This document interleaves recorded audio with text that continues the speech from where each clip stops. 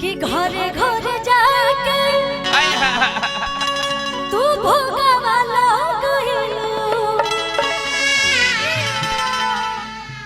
और हमारे बीच विक्की भैया है। हमेशा आशीर्वाद प्यार बना रहता है और जो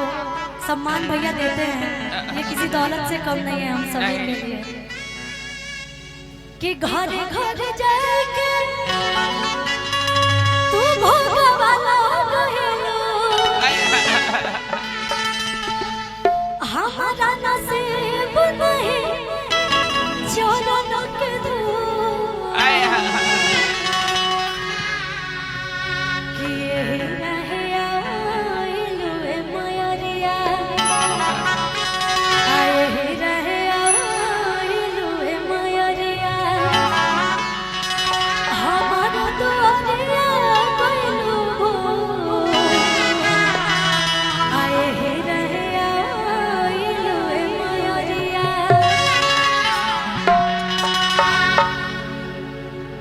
अरे घरे घरे जाके तू भगवान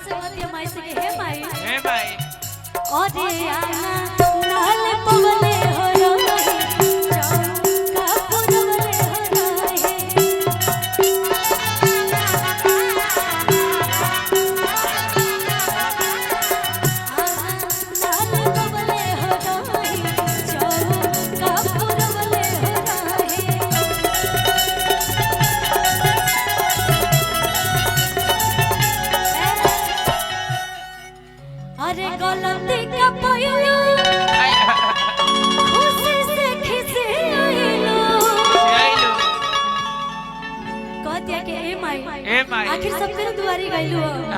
कौन ऐसा गलती हो गइल हमरा से जे हमरा दुआरी ना आइलू कि गलती का पायलू